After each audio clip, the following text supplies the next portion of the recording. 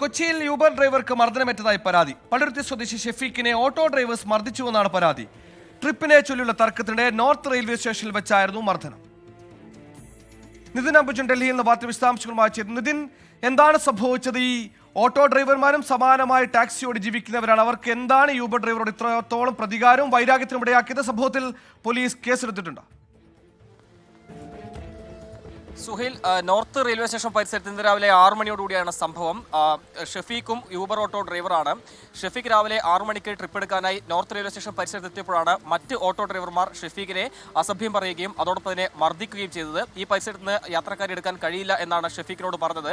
യൂബർമാരുടെ സാന്നിധ്യം തങ്ങളുടെ ട്രിപ്പ് കുറയ്ക്കാൻ കാരണമാകുന്നു എന്നുള്ള ഒരു ആരോപണം ഉന്നയിച്ചുകൊണ്ടാണ് ഷെഫീഖിനെ മർദ്ദിച്ചത്. ഷെഫീഖ് നോർത്ത് പോലീസ് സ്റ്റേഷനിൽ പരാതി നൽകിയിട്ടുണ്ട്. അതോടൊപ്പം തന്നെ RTOയ്ക്കും പരാതി നൽകിയിരിക്കുകയാണ്.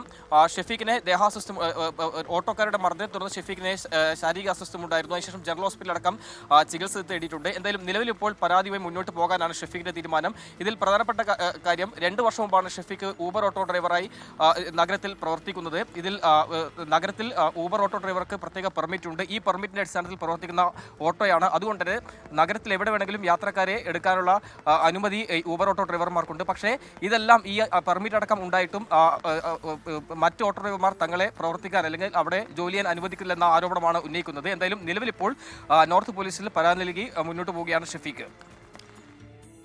നിതിൻ അംബുജനാണ് വാർത്തയുടെ വിശദാംശങ്ങൾ നൽകിയത്. ജീവിക്കാനുള്ള പെടാപ്പാടാണ്. ആരോഗ്യകരമായ മത്സരം ഉണ്ടാകട്ടെ. അതിനിടയിൽ ഇത്തരം തല്ലുകൾ അനുവദിക്കാനാകില്ല. കടുത്ത നിയമ നടപടികൾ ഉണ്ടാകും.